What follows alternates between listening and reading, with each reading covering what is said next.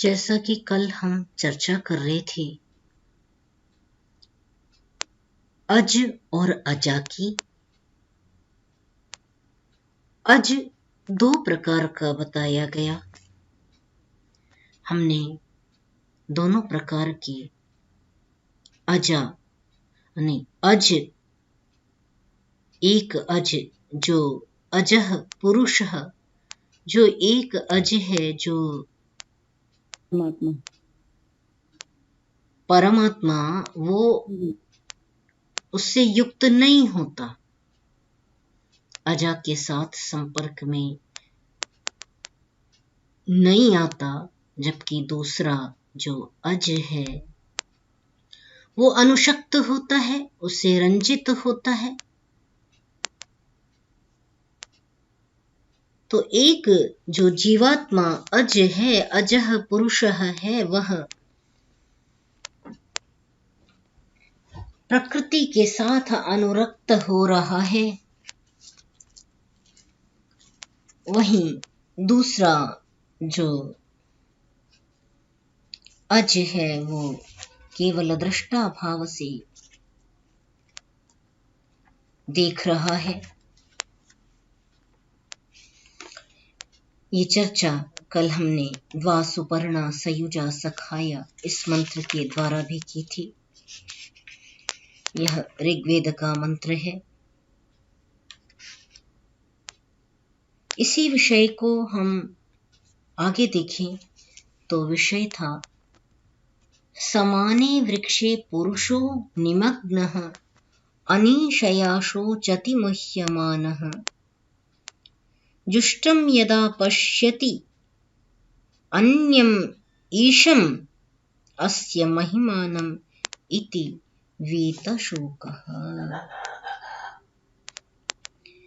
कहते हैं समान वृक्ष में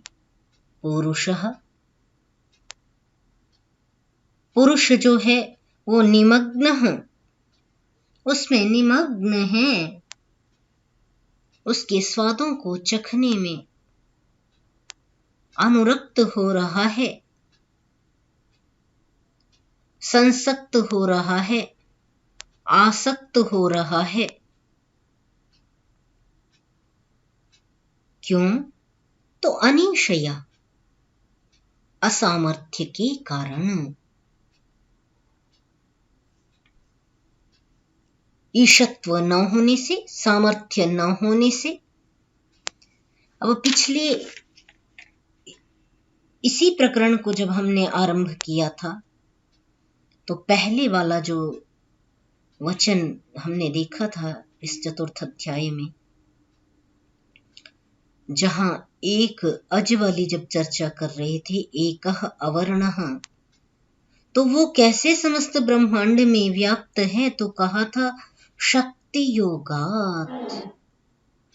उसमें शक्ति सामर्थ्य है, अनंत शक्ति सामर्थ्य होने के कारण से वो समस्त अज में, प्रकृति में, वृक्ष में, वृक्ष के विविध रंगों में वह बस रहा है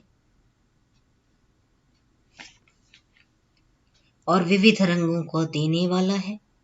अब जब दूसरी सत्ता की बात कर रहे हैं तो उसके ईशत्व को न बतला करके अपितु अनीशत्व को दर्शाया गया कि वह जो है अनीशया, उसमें सामर्थ्य का अभाव होने से वो लिप्त हो जाता है।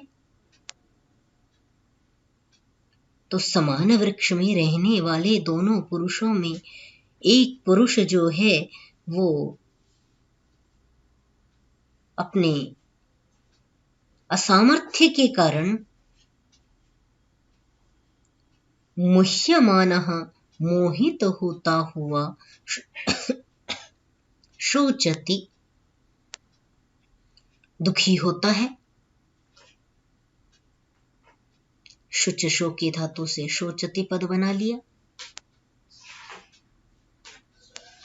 तो मोहित होता हुआ अर्थात वो प्रकृति के पदार्थों में आसक्त होता हुआ वह दुखी होता है।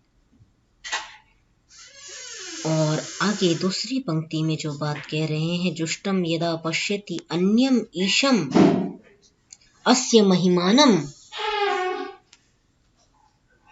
जो दूसरा है वह जब जीवात्मा इसकी महिमा को, इसके ईशत्व को, इसके सामर्थ्य को यदा जुष्टम पश्यति, प्रसन्न चित्त होकर के अपने आत्मा के स्वरूप में, अपने आत्मा के स्वरूप को पहचान करके जब महिमाशाली, उस सामर्थ्यशाली उस ब्रह्म का दर्शन करता है, ब्रह्म को देखता है, ब्रह्म का अनुवीक्षण करता है, कहा वीत शोकः, तब वही पुरुष शोकों से दूर हो जाता है। आगे भी वेद का मंत्र प्रयोग करते हुए कहा, ऋचोक्षरे परमे व्योमन यस्मिन् देवा अधिविश्वे निषेदुः, यस्तम न वेद किं ऋचा करिष्यति य इत्तद्विदुस्त इमे समासते। ऋचः यस्मिन्, जिसमें, वेदादि शब्द जो हैं, ऋचाएं हैं, वो अक्षरे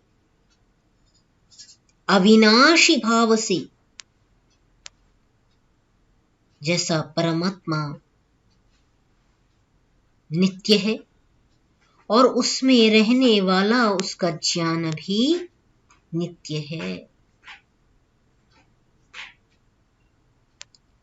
तो कहा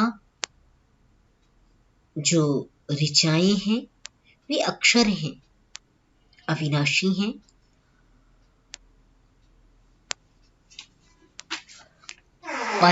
परम उत्कृष्ट हैं, व्योम सर्वत्र व्याप्त हैं, वी ओम, बड़ा सुंदर इसका अर्थ करते हुए व्याख्याकार ने कहा, आकाशवत, आकाश के समान व्यापक एवं परम रक्षक ओम ब्रह्म में, परमे व्योमन, परम व्योम में, परम रक्षक ओम में, देवाः, विश्वे देवाः, विश्व के सभी देवता, अधिनिषेधुः,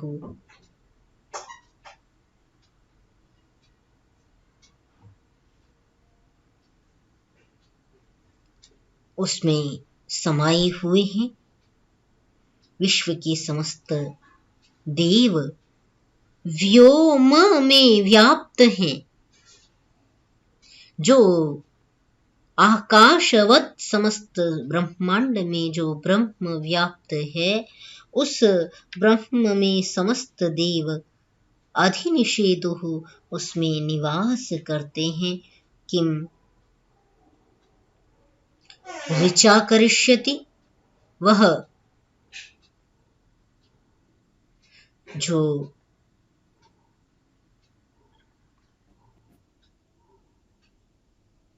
अर्थात जितने भी देव हैं वो सभी उसमें अवस्थित हैं, जो,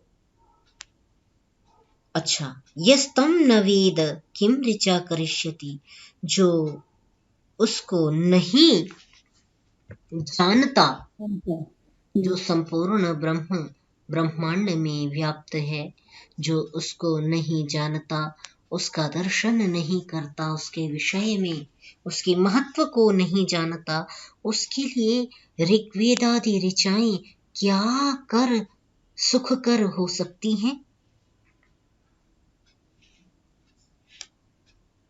वे उसके लिए क्या उद्धार कर सकती हैं?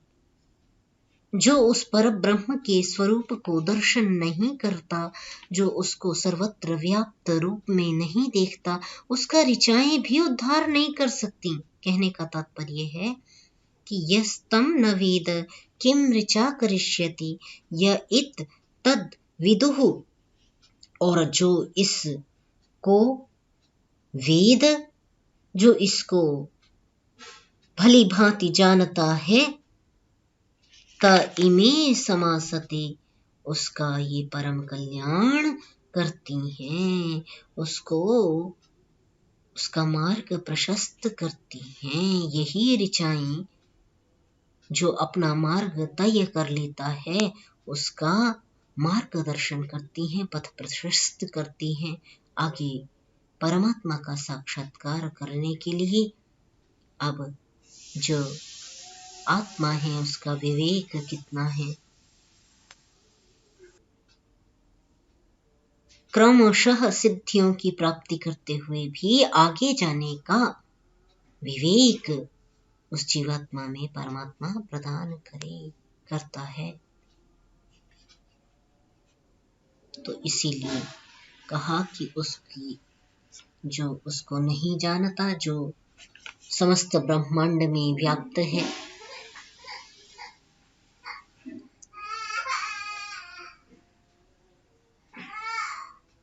जिसमें सब देवता समाये हुए हैं, उसको जो नहीं जानता उसका ऋचा उद्धार नहीं कर पाती, परंतु जो उसको जानता है उसका वो मार्ग प्रशस्त कर देती है। छंदांसि यज्ञाः क्रतवो व्रतानि, छंदांसि यज्ञाः क्रतवो व्रतानि का छंद है, यज्ञ है, क्रतु है, जो भी कर्म है मनुष्य के, वेदादि शास्त्रों से प्रवृत्त होने वाले जो बड़े बड़े यज्ञ याग इत्यादि हैं, वे सभी, या जो यहाँ पर नित्य नैमित्तिक कर्म कहा जा रहा है, तो जो 5 जो यज्ञ हैं उनका, यज्ञ के माध्यम से उनका भी दर्शन कर सकते हैं हम यज्ञ पद से, कि जो 5 महायज्ञ इत्यादि हैं वे क्रतवः, क्रतु जो अन्य विशेष याग हैं या कर्म हैं, या जिनको इष्टि रूप में हम देखते हैं कि जो भी अभीष्ट कर्म हैं, वे सभी कर्म, व्रत संकल्प इत्यादि, भूतम जो व्यतीत हो गया समय है वो भूतकाल, भव्यम जो आगे होगा, भव्य है जो भविष्यत के गर्भ में जो समाया हुआ है वह भव्य, और यत जो कुछ वेदाः वदन्ति, और जिसको वेदाः वेद कहते हैं, अस्मान हमको, बस अच्छा ठीक है, नीलू कर लिया।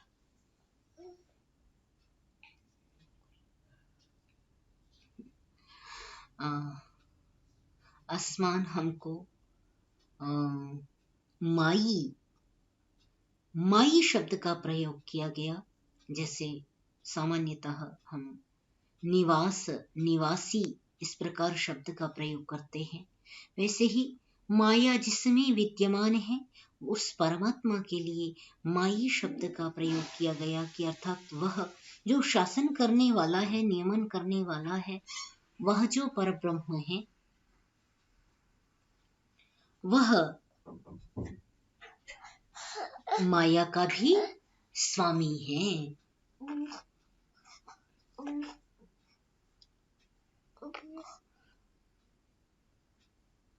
वही समस्त विश्व को सृजते रचता है।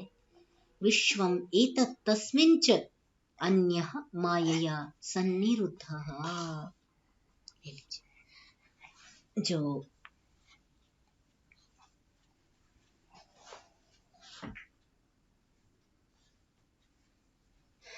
दूसरा है, अर्थात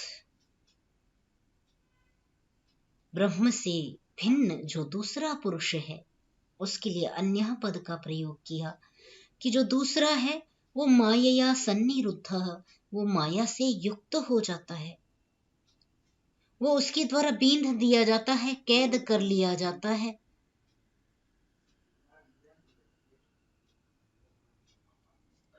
तो इसमें जो दो कहे जा रहे हैं, यहां भी दो का ही वर्णन चल रहा है कि एक तो जो है जिसका, हाँ, एक जो है उसको यज्ञ क्रतु छंद वेद इत्यादि जो व्रत हैं, भूत में भी कहा गया, भव्य में भी कहा जाएगा, जो सब कालों में विद्यमान है, वेदादि शास्त्र जिसका गायन करते हैं, जिसका कथन करते हैं, वह ब्रह्म इस माया का अधिपति है। दूसरा जो पुरुष है वो इस माया का जो भोक्ता है, वो इस माया का दास है, वो इसमें जीवात्मा परमात्मा इसके बंधन में, इसकी आकर्षण में वह बंध जाता है, इसलिए उसको माया सन्निरुद्ध इस प्रकार कहा।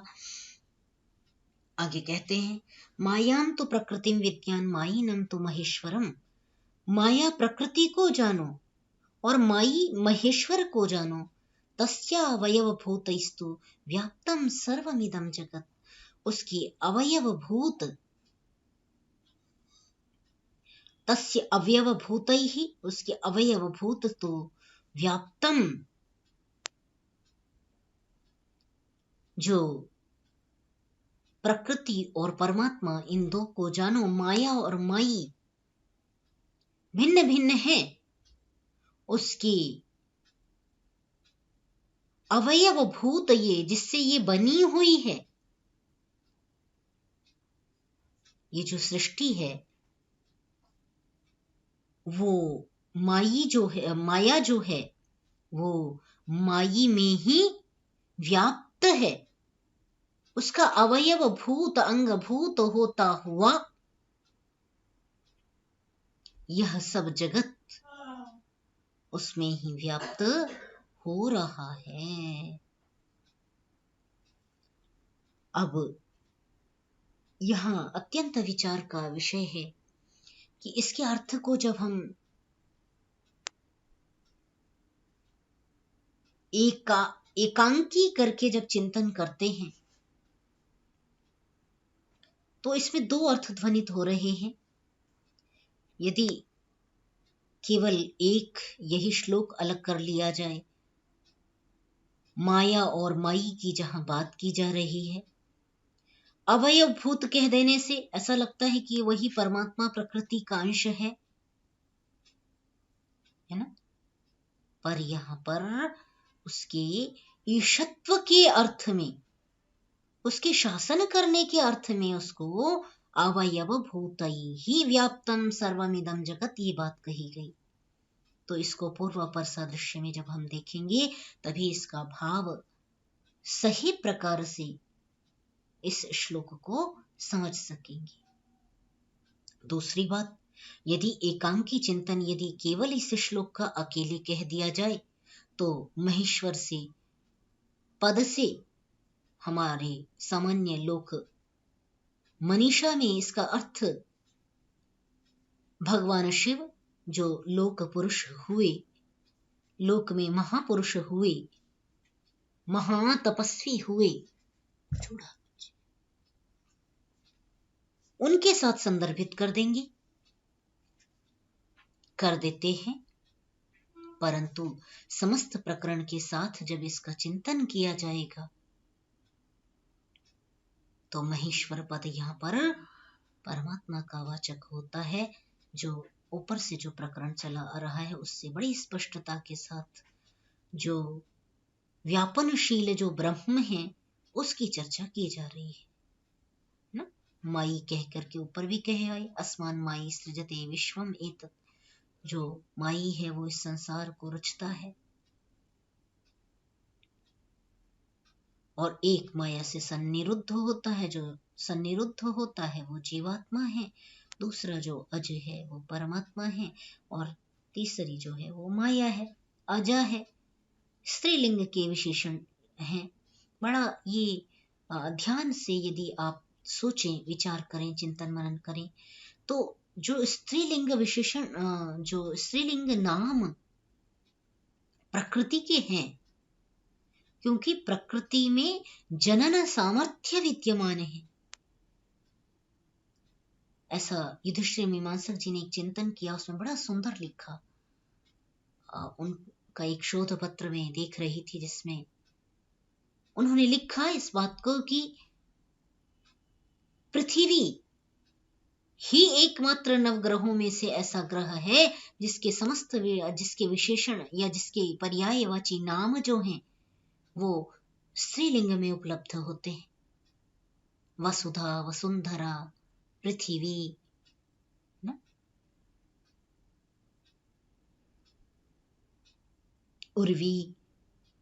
तो ये जो इसके जो विशेषण हैं पृथ्वी के, वो स्त्रीलिंग में इसलिए हैं क्योंकि उसमें प्रजनन सामर्थ्य विद्यमान है। अन्यथा किसी भी ग्रह में यदि हम जीवन की तलाश करते हैं, वह एक दिन का भी स्वसामर्थ्य से उगने का सामर्थ्य नहीं है।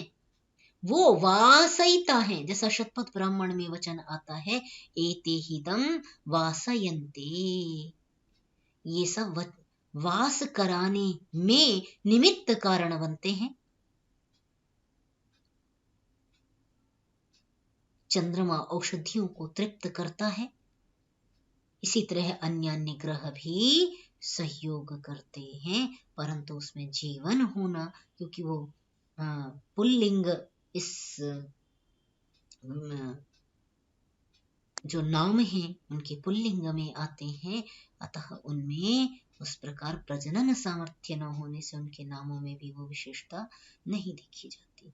तो वो चीज मैंने यहाँ भी अनुभव कर रही हूँ, इसलिए उसको माया, अजा इत्यादि विशेषणों से कहा जा रहा है ना। यो योनिम, समय कितना,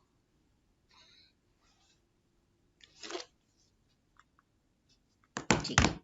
यो योनिम योनिम अधितिष्ठति एको यस्मिन् इदं संचविचैति सर्वं तमीशानं वरदं देवमेद्यम निचाइये माम शांतिम अत्यंतमेति।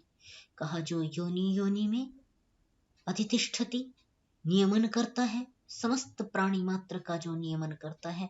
योनि पद का प्रयोग किया गया, अर्थात कितनी योनियां हैं इस पर भी ऋषियों ने चिंतन किया। उसका वचन भी संभवतया किसी न किसी शास्त्र में उपलब्ध हो, जो 84 लाख योनियों का चिंतन ऋषियों ने किया। इसका क्रेडिट हम उनको नहीं देते, क्योंकि उन्होंने पेटेंट नहीं कराया, परंतु ऋषियों ने 84 लाख योनियों का दर्शन किया कि परमात्मा ने कितने प्रकार के जीव जंतु बनाए, उस पर गहन चिंतन किया, और वो संख्या 84 लाख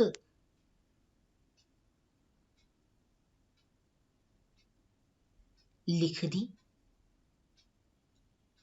100,000 कोई सम संख्या में भी तो लिख सकते थे, 80 लाख या 100, 1 करोड़ ऐसा भी लिख सकते थे। ऐसा नहीं कहा, निर्धारित संख्या को कह रहे हैं। तो विशेष इसमें पूर्ण जीवन साधना का उसमें ऋषि ने अर्पण किया, और किया होगा, तभी यह निष्कर्ष निकाल करके हमारे समक्ष रखा। तो योनिम अधितिष्ठति, वो प्रत्येक योनियों में अकेला ही सब में अधिष्ठित है, बैठा हुआ है। वो सब योनियों का अधिष्ठाता है। किसको किस जन्म योनि में जन्म देना है, इसका अधिष्ठान करने वाला भी वह परमात्मा, वो परब्रह्म परमात्मा है।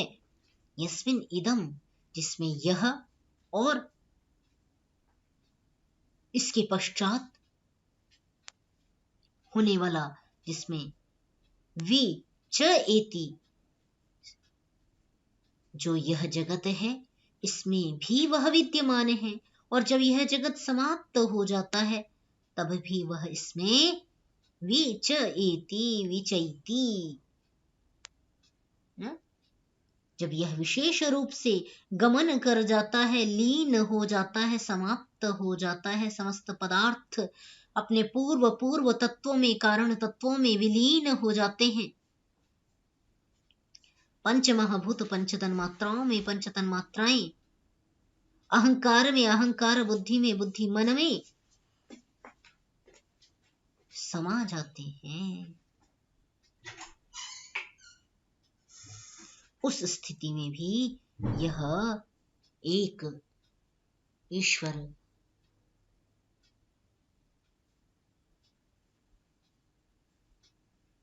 वह ब्रह्म विद्यमान रहता है, उनका अधिष्ठान करता है। तम ईशानम वरदम देवम, उस सब जगत के स्वामी है ना। ईशानम, ईशान पद बहुधा इस चतुर्थ अध्याय में बारंबार प्रयोग किया जा रहा है। तो वह जो ईशान है, स्वामी है। वरदम,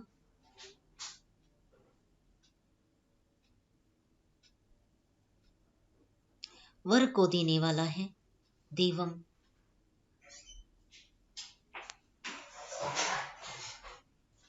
देव को। ईड्यम, जो ईड्य करने योग्य है। ईडस्तुतौ धातु से जब हम इस पद को बनाते हैं तो ईड्यम पद बन जाता है। तो ऐसा जो देव है, जो ईड्य है, उपासनीय है, निचाय्य, जो निश्चय करके इमाम शांतिम अत्यंतम इति,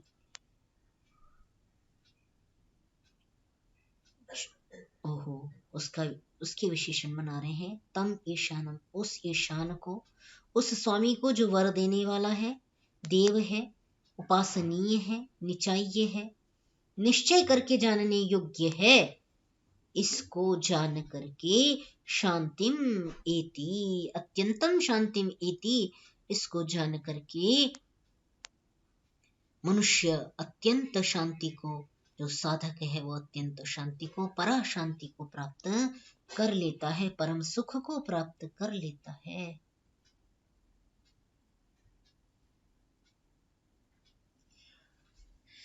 ठीक है। यो देवानां प्रभवः उद्भवः च,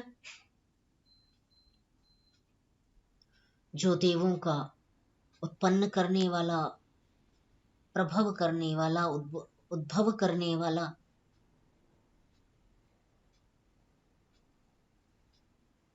वह जो परमात्मा है। विश्वाधिपः रुद्रः महर्षि, जो विश्व का स्वामी है, रुद्र है, महर्षि है।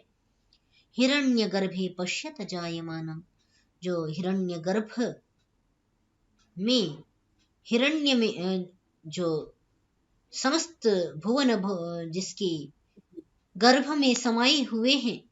हिरण्य माने चमकदार, जितने भी लोक लोकांतर हैं वो उसके, जिसके गर्भ में समाये हुए हैं। हिरण्य गर्भे पश्यति,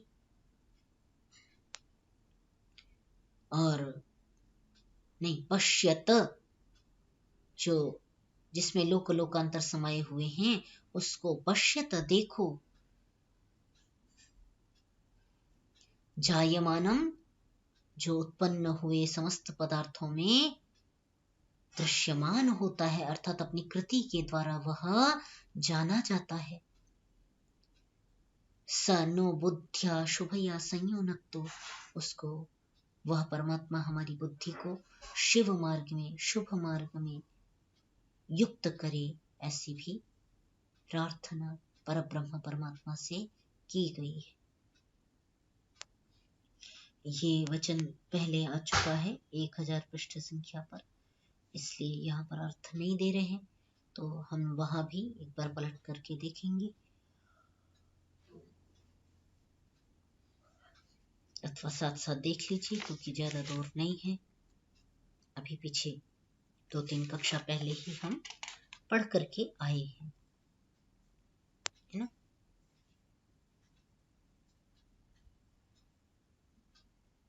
जो देवों का प्रभव तथा उद्भव करने वाला है, जो विश्व का स्वामी है, रुद्र रूप है, महर्षि है, जिसने सृष्टि रचना से पूर्व हिरण्यगर्भ की रचना की, वह हमें शुभ बुद्धि से संयुक्त करे। यो देवानां अधिपः यस्मिन् लोका अधिश्रिताः। अरे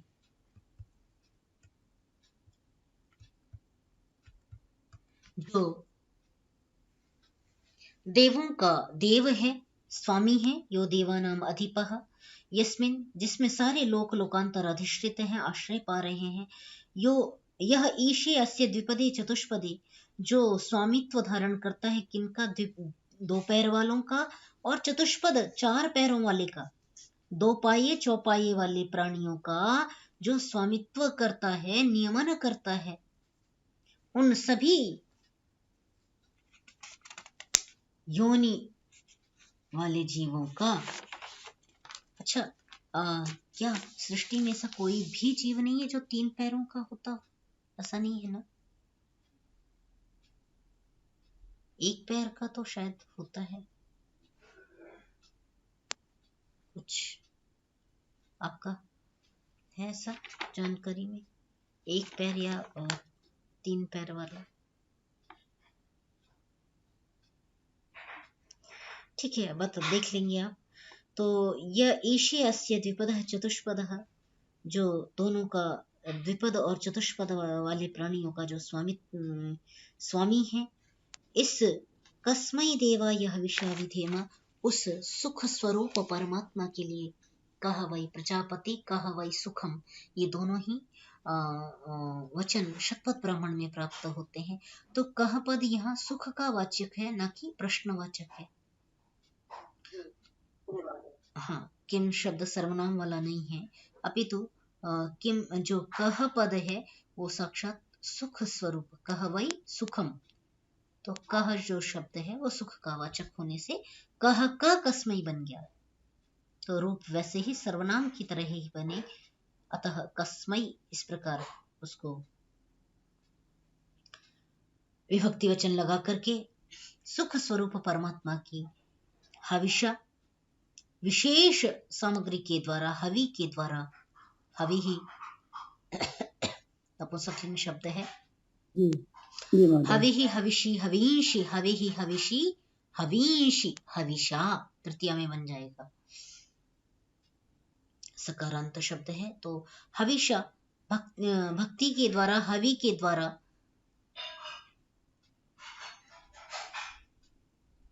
विधेम, उसका हम पूजा सादर सत्कार करते हैं, तावत उसकी विशेष भक्ति।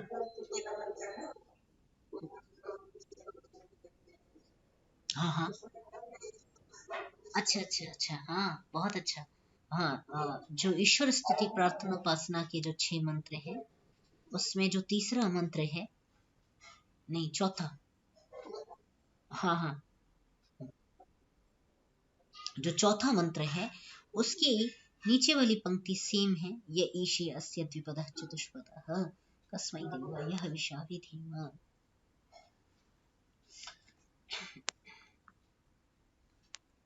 ठीक है, स्थिति का मंत्र है ना, कितना रह रहा ये है? प्राण तो निमिष तो महित कहिंदा जब तो, उसमें है ईशे अस्य द्विपदः चतुष्पदः।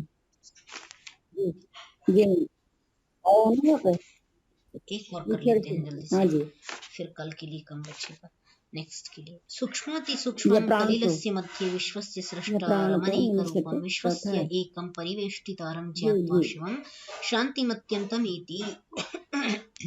वह सूक्ष्माति सूक्ष्म है, कलिलस्य, ये जो कलिल है संसार है, उसके मध्य में जो अत्यंत गहन जो विश्व है, कलिल शब्द गहन का पर्यायवाची के रूप में भी प्रयोग किया गया है, जो अत्यंत गहन गंभीर जो संसार है, जिसकी माया समझ में नहीं आती, उसके मध्य में जो विराजमान जो परमात्मा है, विश्वस्य सृष्टारम, समस्त जगत का जो सृष्टा है, अनेक रूपों वाला है,